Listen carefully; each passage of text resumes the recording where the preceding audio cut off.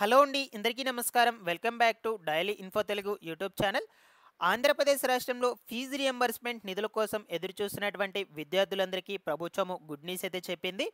So తాజాగా పెండింగ్లో ఉన్నటువంటి నిధులన్నింటినీ కూడా క్లియర్ చేయబోతున్నట్లు ఉత్తర్వులైతే జారీ చేసిందనమాట. అయితే ఈ యొక్క పెండింగ్ బకాయిలను ఏ విద్యా సంవత్సరానికి చెందినటువంటి విద్యార్థులకు విడుదల చేయబోతుంది అండ్ అదేవిధంగా ఎవరెవరికి విడుదల చేస్తుంది, ఎవరి బ్యాంకు ఖాతాలకి విడుదల చేయబోతుంది, ఈ వివరాల గురించి మీకు క్లియర్గా ఎక్స్ప్లెయిన్ అయితే చేస్తాను. మీరందరూ కూడా తప్పకుండా వీడియోని అయితే ఎండ్ వరకు చూసి మీకు ఎటువంటి డౌట్ ఉన్నా సరే కమెంట్ సెక్షన్లో కమెంట్ పెట్టి అయితే అడగండి.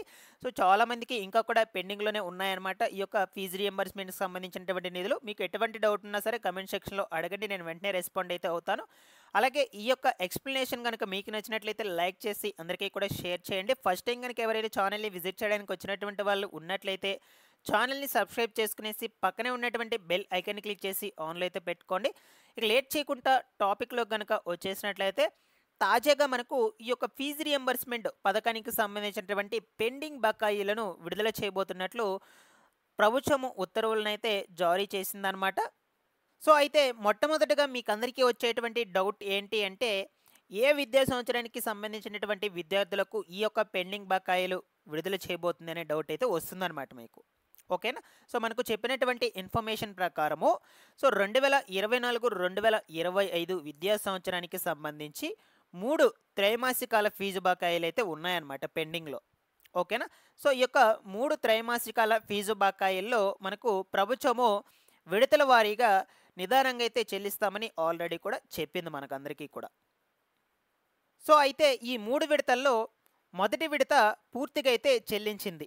అంటే మొదటి విడత కింద విద్యార్థులకు ఎంత అమౌంట్ అయితే వర్తించాలో అంత అమౌంట్ని కూడా విడుదల చేసిందనమాట. బట్ రెండో విడతలో కొంత మాత్రమే విడుదల చేసింది. సో ఇప్పుడు ఫైనల్గా వచ్చేసి మనకు మిగతా మొత్తం ఇక మూడో విడత అండ్ అదేవిధంగా రెండో విడతలో కొంచెం విడుదల చేసి ఇక రిమైనింగ్ ఉంది కదా, సో ఆ మిగిలినటువంటి నిధులను మొత్తంగా కలుపుకొని పూర్తిగా అయితే విడుదల చేసిందనమాట ఇప్పుడు.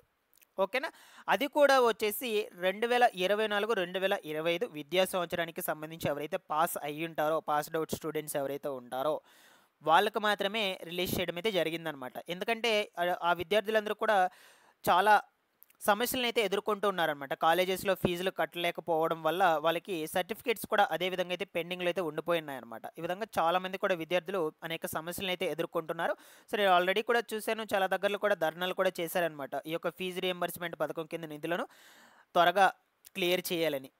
కాబట్టి ప్రభుత్వం ఎట్టకేలకి ఈ యొక్క పెండింగ్ బకాయిలను అయితే విడుదల చేసింది. అది కూడా కేవలం 2024-2025 విద్యా సంవత్సరానికి సంబంధించినటువంటి బకాయిలను మాత్రమే. ఓకేనా? సో వీళ్ళు ఈ యొక్క డబ్బులను వచ్చేసి ఎవరి బ్యాంక్ ఖాతాలకు జమ చేయబోతున్నారు అంటే, సో మనకు ఈ యొక్క అమౌంట్ వచ్చేసి కాలేజెస్ ఫీజు కాబట్టి ఇది కాలేజ్ యాజమాన్యం బ్యాంకు ఖాతాలకైతే జమ చేస్తారనమాట. మీ యొక్క బ్యాంకు ఖాతాలకైతే జమ చేయరు, ఇది బాగా గుర్తుపెట్టుకోండి. సో రిమైనింగ్ ఎస్సీ క్యాండిడేట్స్ వాళ్ళు ఎవరైతే ఉంటారో వాళ్ళకు మాత్రం ఇన్ కేస్ జమ చేసినట్లయితే విద్యార్థి యొక్క బ్యాంక్ ఖాతాలకైతే జమ చేయొచ్చు.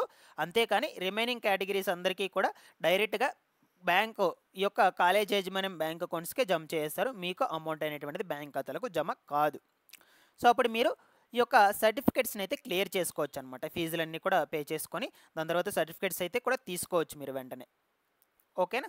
సో కాబట్టి ఇవి వచ్చేసి మనకు 2024-2025 విద్యా సంవత్సరానికి సంబంధించి పాస్డ్ అవుట్ స్టూడెంట్స్ ఎవరైతే ఉంటారో వాళ్ళకైతే జమ చేయడం అయితే జరుగుతుంది ఈ పెండింగ్ నిధులు. అయితే మీకు ఇంకొక డౌట్ అయితే రావచ్చండి. అయితే ఇప్పుడు 2024-2025 విద్యా సంవత్సరానికి విడుదల చేస్తారా, 2023-2024 విద్యా సంవత్సరానికి విడుదల చేయరా? సో అప్పుడు కూడా మాకు చాలామందికి కూడా పెండింగ్లు అయితే ఉన్నాయని మీరు అడగొచ్చు ఒక డౌట్. సో అయితే మనకు ఈ 2023-2024 విద్యా సంవత్సరంలో వచ్చేసి నిధులు అనేటువంటివి విడుదల చేయలేదన్నమాట, నిజమే. బట్ ఇప్పుడు తాజాగా గ్రామవార్డు సచివాలయం అధికారుల ద్వారా ప్రభుత్వం ఏం చేపిస్తుందంటే 2023-2024 విద్యా సంవత్సరానికి సంబంధించి ఫీజులు అనేటువంటివి క్లియర్ ఉన్నారా లేదా విద్యార్థులు అని ఒక సర్వే అయితే చేపిస్తూ ఉందన్నమాట గ్రామవార్డు సచివాలయం అధికారుల ద్వారా. సో ఈ యొక్క సర్వేలో ఏం తేలిందంటే ఆల్మోస్ట్ ఆల్ విద్యార్థులందరూ కూడా 2023-2024 విద్యా సంవత్సరానికి సంబంధించి ఫీజులు అయ్యేటువంటివి కాలేజ్ యాజమాన్యానికి అయితే చెల్లించేసి సర్టిఫికేట్స్ అయితే తీసుకునేస్తున్నారని ఈ సర్వేలో అయితే తేలింది. బట్ ఇప్పుడు ఈ యొక్క నిధులను కాలేజు యాజమాన్యంకైతే చెల్లించకూడదు యాక్చువల్‌గా. బట్ కాలేజీ యాజమాన్యం ఏం చెప్తుందంటే, ఆల్రెడీ వాళ్ళకి ఫీజులు చెల్లించేసి విద్యార్థులు సర్టిఫికేట్స్ తీసుకొని వెళ్ళిపోయినా సరే, మాకు కాలేజీ యాజమాన్యం వచ్చేసి మాకు అమౌంట్ అనేటువంటిది విడుదల చేసేయండి అని అంటూ ఉన్నారు. 2023, 2024 విద్యా సంవత్సరానికి సంబంధించి. బట్ ఇక్కడ సర్వేలో మాత్రము ఆల్మోస్ట్ ఆల్ చాలా వరకు కూడా విద్యార్థులే తమ సొంత డబ్బులు కట్టేసుకొని సర్టిఫికేట్స్ అయితే తీసేసుకో ఉన్నారనమాట. అయితే ఈ యొక్క డబ్బులను మనకు కాలేజ్ యాజమాన్యంకి అయితే విడుదల చేయకూడదు కదా. సో ఇక కాలేజ్ యాజమాన్యంకి విడుదల చేయకూడదు కాబట్టి విద్యార్థులు తమ సొంత డబ్బులు కట్టుకో ఉన్నారు కాబట్టి విద్యార్థులకు ఈ యొక్క ఫీజులు అనేటువంటివి అయితే వర్తించాలి. విద్యార్థుల యొక్క బ్యాంక్ అకౌంట్స్ కావచ్చు, వాళ్ళ యొక్క మదర్ బ్యాంక్ అకౌంట్స్ కావచ్చు విడుదల చేయాలన్నమాట. సో ప్రభుత్వం కూడా ఇదే నిర్ణయం అయితే తీసుకునింది. ఆల్మోస్ట్ ఆల్ అందరూ కూడా ఈ యొక్క ఫీజులు అనేటువంటివి క్లియర్ చేసుకో ఉన్నారు కాబట్టి 2023, 2024 సంవత్సరానికి సంబంధించి ఇక రిమైనింగ్ మనకు ఎవరికైతే ఈ యొక్క డబ్బులు అనేటువంటిది ఉన్నాయో ఆ డబ్బులు వచ్చేసి విద్యార్థులకైతే వర్తించాలి కాబట్టి వాళ్ళకి రిలీజ్ చేస్తారు. ఇక్కడ వరకు క్లియర్. మీరు మళ్ళీ కూడా కమెంట్స్లో అయితే అడగొద్దు. ఈ డబ్బులు వచ్చేసి మీకు మాత్రమే రిలీజ్ చేయడం అయితే జరుగుతుంది 2023, 24కి సంబంధించి మాత్రం. బట్ 2024, 2025 సంవత్సరానికి సంబంధించి కాలేజ్ యాజమాన్యంకి అయితే చెల్లించేస్తారనమాట. ఫీజెస్ మీకైతే పడదు. ఇప్పుడు ఆల్రెడీ రిలీజ్ చేయడం జరిగిందనమాట. ఇక నెక్స్ట్ వచ్చేసి మనకు ఇప్పుడు ఈ యొక్క 25, 26 విద్యా సంవత్సరానికి సంబంధించి 6th స్టెప్ వ్యాలిడేషన్ అయితే జరుగుతుందన్నమాట.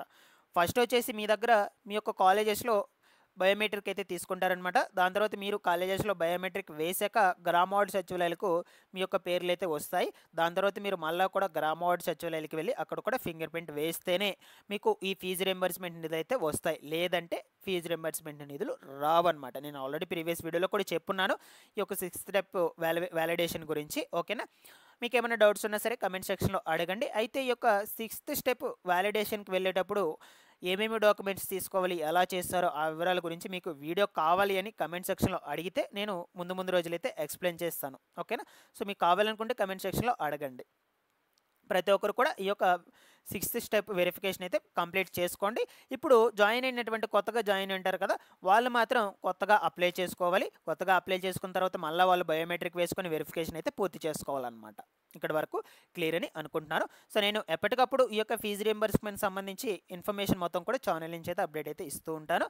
ప్రతి ఒక్కరు కూడా ఛానల్ని సబ్స్క్రైబ్ చేసుకునే విద్యార్థులందరూ కూడా ముఖ్యంగా ఛానల్ని సబ్స్క్రైబ్ చేసుకునేసి రెగ్యులర్గా పెట్టేటువంటి వీడియోస్ని అయితే ఫాలో అప్ చేస్తున్నాండి. అయితే ఈ యొక్క ఫీజు రియంబర్స్మెంట్ వచ్చేసి ఎవరెవరికి వర్తిస్తుంది, ITI, diploma, BTech, degree, PG చదువుతున్నటువంటి విద్యార్థులకు మాత్రమే వర్తిస్తుంది.